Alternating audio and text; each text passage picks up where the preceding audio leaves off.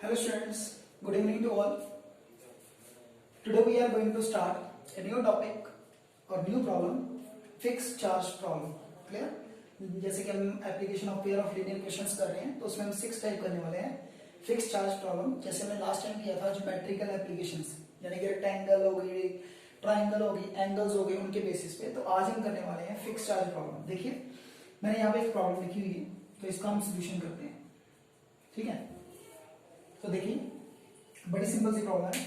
जब भी fix charge problem आएगी ना, तो उसमें हमारे पास क्या होता है, हमेशा एक तो फिक्स चार्ज तो लगेगा। जैसे आप कहीं पे घूमने जाते हो, ठीक है, तो घूमने जाते हो तो आप होटल वगैरह बुक करते हो, तो ये होटल से रिलेटेड है। तो होटल वगैरह बुक करते हो तो होटल में आपका फिक्स प्राइस होता है कि जितना भी प्राइस है वो आपका लगेगा। ठीक है, पर डे का या मंथ का, हॉस्टल में मंथ का लगता है। ठीक है, तो मंथ का लगेगा और उसके बाद जितने दिन आप खाना खाते हो तो उसका अलग प्राइस लगेगा। ठीक है, तो ऐसी एक प्रॉब्लम है। तो देखिए इसमें A part of monthly hostel charge is fixed and remaining depend upon the number of days food taken। ठीक है, कि आप कितने दिन फूड टेक करते हो मेस में, तो उसका चार्ज अलग लगेगा और फिक्स चार्ज अलग लगेगा। ठीक है, अब देखिए when a student take food for 20 days, अगर एक स्टूडेंट 20 डेज के लिए फूड लेता है तो सबसे पहले यहाँ पे दो चीजें लेट करनी है। लेट करना है सबसे पहले फिक्स चार्ज। ये आपको इजी हो जाता है देख के, जैसे यहाँ पे जो फाइंड करने के लिए बोला है उसको लेट कर लीजिए, इसको कर लीजिए ₹x।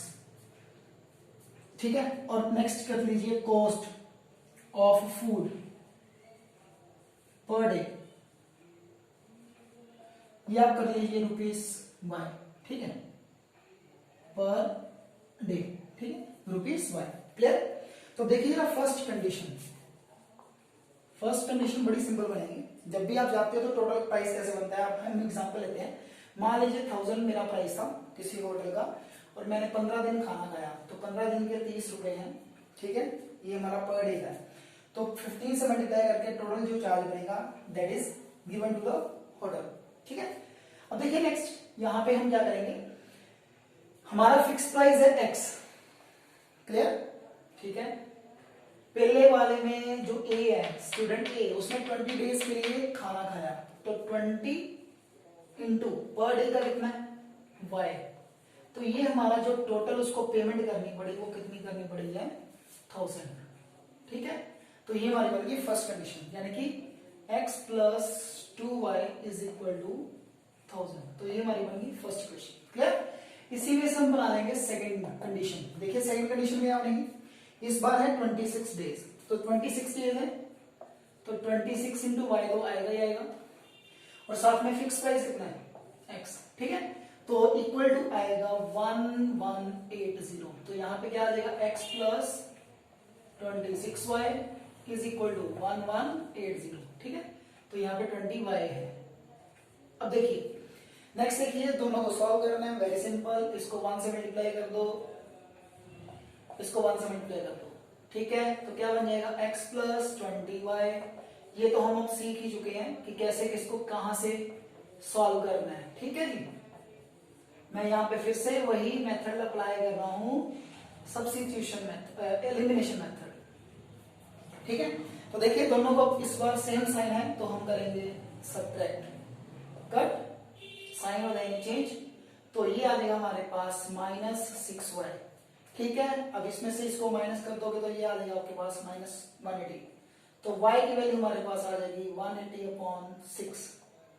ठीक है, माइनस से माइनस कर, तो y की वैल्यू हमारे पास आ गई 30, यानी कि जो पर डे का चार्ज होगा फूड के लिए वो हमारा आ जाएगा 30। ठीक है, अब देखिए इसको किसी में यूज कर लीजिए, use in 1।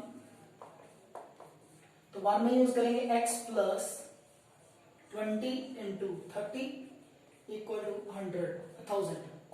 x plus 600 equal to 1000। तो इसमें से माइनस कर देंगे तो हमारा आ जाएगा 400। ठीक है, तो देयरफॉर फिक्स्ड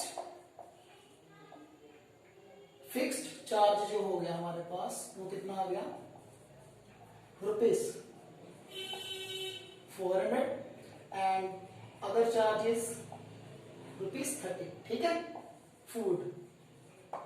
क्लियर? तो हमने दोनों चार्ज फाइंड कर लिए। ठीक है, आप इसको वेरीफाई भी कर सकते हो। वेरीफाई कर सकते हो कैसे, देखो पहले के लिए हम चेक करते हैं क्या 1000 बनता है, 400 कीजिए, ठीक है, और 20 इंटू 30 कीजिए, क्योंकि 30 क्यों करना है, 1 डे का। तो आप देख लीजिए कितना बनता है 1000। दूसरी कंडीशन भी चेक कर सकते हो, ठीक है। It is problem number 1, clear.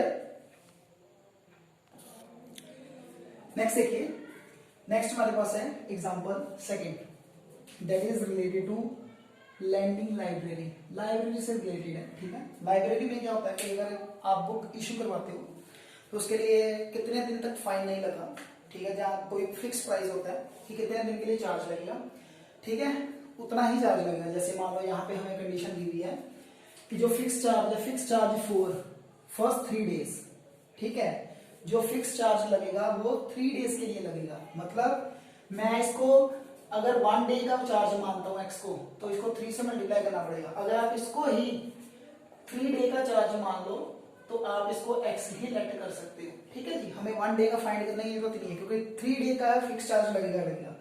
उसके बाद है जितने दिन आप एक्स्ट्रा बुक रखते हो तो वो अलग चार्ज होगा, ठीक है। तो देखिए इस केस में हम क्या करने वाले हैं, an additional charge for each day after, ठीक है। आगे देखिए, Sarita has paid 27 for a book, उसने 27 एक बुक के लिए किया, and Sushi paid 21 for 5 days.